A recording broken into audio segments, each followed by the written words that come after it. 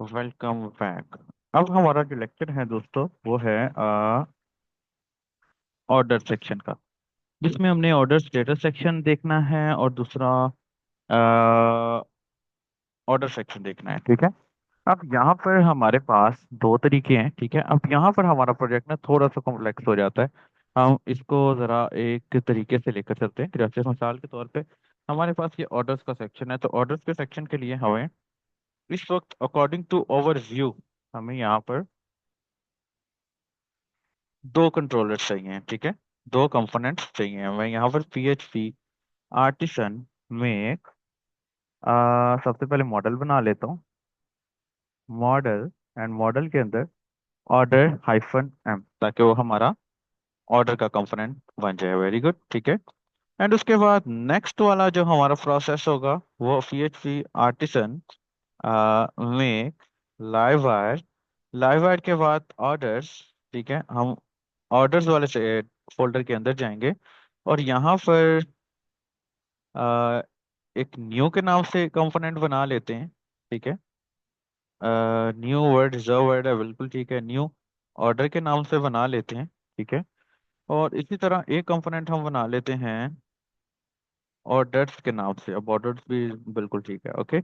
अब यहाँ पर ये दो चीजें बन गई और इसी तरह कस्टमर वाला सेक्शन हमारा फाइनल हो गया है, तो हम इसको ऐसे ही रहने देते हैं। नाउ नेक्स्ट यहाँ पर route prefix, okay, orders and function, sorry sorry sorry ये जावास्क्रिप्ट नहीं है, ग्रुप, ओके, एंड ग्रुप के अंदर यहाँ पर फंक्शन, एंड इस फंक्शन के अंदर यहाँ पर मैं दो रूट बना रहा हूँ। स्लैश न्यू ऑर्डर्स के लिए एक अलग से रूट है जिसको हम कैपिटल N आ जाएगा यहाँ पर, बिकॉज आप लोगों को याद होगा कि हमने लास्ट टाइम डिस्कस किया था कि कंट्रोलर हमेशा new order class name new order, okay, and route get history, and यहाँ पर orders class and history orders, और यहाँ पर use app Livewire orders orders, फिर उसके बाद यूज ऐप लाइव वायर, फिर से ऑर्डर्स और न्यू ऑर्डर। ये हमें दो चीज़ें मिल गई हैं। और यहाँ पर न्यू ऑर्डर एंड ऑर्डर्स हमारे दोनों ऑलमोस्ट रेडी हैं। और यहाँ पर मैं अगर ऐप के अंदर क्विकली कॉल भी कर लेते हैं, देखिए जो प्रोजेक्ट का काम साथ साथ आप जो करते रहेंगे वो ही सूटेबल है। अगर चीज़ें रह जाएंगी, रूट्स को मैन्युअली कॉल करते रहेंगे, तो आपको काफ़ी बड़े खतरे का सामना करना पड़ सकता है। लेट्स सी, यहाँ पर मैं क्विकली ऑर्डर को भी व्यू करने का भी सेक्शन हमने बनाना है, वो हम बाद में बनाएंगे। ठीक है। This one new order, and इसी तरह control C, control V, history, history के साथ order, this one, okay. Let's C now. अब आप लोगों को याद होगा कि हमें वो जो लेआउट हमने लगाया हुआ है मैनुअली, उसको भी हैंडल करना है।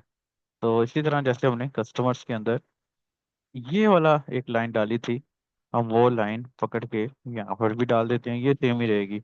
और यहाँ पर हम लिख देते हैं जी ऑर्डर हिस्ट्री,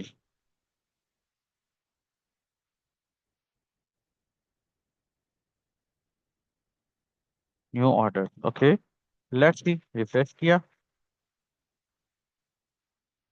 ये न्यू ऑर्डर्स भी आ गया हमारे पास एंड ऑर्डर हिस्ट्री भी आ गई हमारे पास। ओके। अब यहाँ पर ऑर्डर हिस्ट्री वाला जो हमारा सेक्शन है, अकॉर्डिंग टू स्केजुअल, उसको हम बाद में देखते हैं। Order status section in e commerce, बिल्कुल। और order section for e commerce, बिल्कुल ठीक है। हमारा ऑर्डर सेक्शन हमारा इस वक्त ऑर्डर सेक्शन हमारा ये रेडी हो चुका है। अब यहाँ पर दो तरीके से ऑर्डर आएगा। एक तरीका वो होगा जिसके अंदर हमने क्लाइंट ऑर्डर हमें कर रहा है वेबसाइट के थ्रू, ई कॉमर्स साइट के थ्रू। दूसरा दोस्तों ऑर्डर वो है जो हम लोगों ने यहाँ पर से मैनुअली क्रिएट करना है, ठीक है। अब मैनुअली ऑर्डर क्रिएट करने के लिए हम ऑर्डर सेक्शन वाले के ऊपर बाद में आते हैं, पहले न्यू ऑर्डर के ऊपर चले जाते हैं, यहाँ पर ये, और यहाँ पर न्यू ऑर्डर ये आ गया। अब न्यू ऑर्डर्स को क्लिक करने के लिए हम जस्ट सबसे पहले मॉडल भी बना लेते हैं ताकि हमारा ऑर्डर सेक्शन एक दफ़ा रेडी हो जाए। न्यू ऑर्डर्स को क्रिएट करने के लिए जो मॉडल हमने ऑलरेडी बनाया हुआ है, हम उसकी डेटाबेस में भी चले जाते हैं। कहाँ गए हमारी डेटाबेस? ये वाली डेटाबेस, बिल्कुल यहाँ पर क्विकली टेबल। अच्छा, इसके अंदर हमने एक डेटाबेस स्कीम बनाई थी, जो आप लोगों को याद होगा हमारे चैनल के ऊपर, जब हमने प्रोजेक्ट प्लान किया था तो हमने डेटाबेस को डिजाइन किया था, ठीक है। तो उस वीडियो को आप लोगों ने माइंड में रखना है, और अगर आप लोगों ने वीडियो नहीं देखी है तो मैं आपको ये वीडियो निकाल के दिखा रहा हूँ। आप लोग काइंडली ये वीडियो लाजमी देखें, तो उससे आपको कम से कम आइडिया हो जाएगा कि सेट प्रोडक्ट सेक्शन ओवरऑल, नीचे जाए नीचे जाए, sorry, planning of project, integration of project, database structure design, ठीक है। अगर आप लोगों को याद हो तो इसमें हमने प्रॉपर स्ट्रक्चर बनाया था कि हमारे ये ऑर्डर्स वाला टेबल है, ठीक है। और मैं इसको 720 पे कर देता हूँ, अगर आप लोग को याद नजर आ जाएगा। ये ऑर्डर्स वाला टेबल है और ये ऑर्डर्ड प्रोडक्ट्स वाला टेबल है।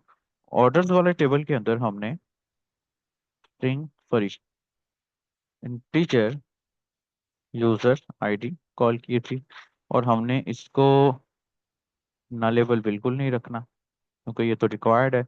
और फिर इसके बाद यहाँ पर हमने स्ट्रिंग ही हम इसको टोटल कर देते हैं। ये हम नलेबल रख लेते हैं कि बाज़ औक़ात कभी कोई एरर भी आ जाता है, तो कोई ऐसा मसला नहीं है। और उसके बाद नेक्स्ट डिस्काउंट भी हमने रखा था, ठीक है। डिस्काउंट के बाद फाइनल बिल भी था हमारा एक, वो भी हम इसमें ऐड कर देते हैं, फाइनल बिल, ठीक है। ये तीन चीजें थी, एक दो तीन चार, एक दो तीन चार। और उसके बाद नेक्स्ट एक और टेबल हमारा बन रहा था जिसको हमने ऑर्डर प्रोडक्ट का नाम दिया था, ऑर्डर प्रोडक्ट हाइफन एम। ये हमारी क्विकली एक डेटाबेस मजीद बन गई। अब होगा क्या, अगर गौर करें कि ऑर्डर वाला सेक्शन हमारे ऑर्डर्स प्रोडक्ट वाले सेक्शन के साथ कनेक्टेड है, और ये वाला सेक्शन हमारे प्रोडक्ट्स के साथ कनेक्टेड है। ये मैं आपको सबसे पहले एक्सप्लेन कर चुका हूँ, ठीक है। ये प्रोजेक्ट हम उस तरह लेकर चल रहे हैं जैसे हम किसी क्लाइंट का प्रोजेक्ट कर रहे हो। अब नाउ इंटीजर के अंदर ऑर्डर आईडी लेबल, ओके। फिर इससे आगे ऑर्डर आईडी के बाद यहाँ पर प्रोडक्ट आईडी नलेबल। नलेबल इस वजह से रखते हैं ताकि डिफॉल्ट वैल्यू नल रहे, उसके अलावा ऐसा कोई खास मकसद नहीं है। फिर उसके बाद क्वांटिटी, ठीक है। अगर इस वीडियो का पार्ट टू बनाना पड़ेगा तो मैं लाजमी बनाऊंगा, ठीक है। फिर उसके बाद प्राइस पर प्रोडक्ट, प्राइस पर प्रोडक्ट। और एरर से बचने के लिए हम इसको स्ट्रिंग में रख रहे हैं, एज सच रिक्वायर्ड नहीं है। इंटीजर भी चल सकता है या फ्लोट भी चल सकता है। फिर उसके बाद टोटल प्राइस।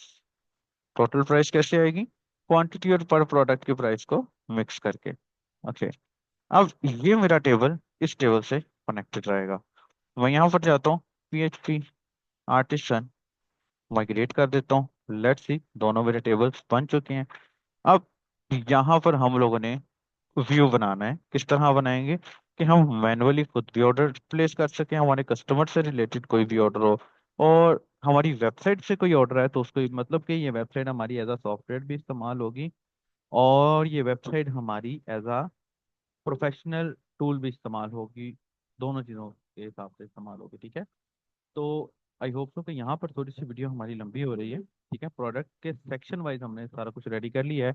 अगले लेक्चर के अंदर हम प्रोडक्ट को डायरेक्ट, ऑर्डर को डायरेक्ट इंसर्ट करेंगे और फेच करेंगे, और अपडेट करने की भी कोशिश करेंगे, या डिलीट कर देंगे डायरेक्ट। फिर नया अगर कोई एरर आ जाए तो हम नया इंसर्ट कर सकते हैं, ठीक है। तो आई होप सो कि यहाँ तक आपको समझ आ रहा होगा, ठीक है। मिलते हैं हमारे नेक्स्ट लेक्चर में। अपना बहुत सारा ख्याल रखिएगा, दुआ में याद रखिएगा, मेरे चैनल को सब्सक्राइब करना ना भूलिएगा। God bless you and Allah Hafiz.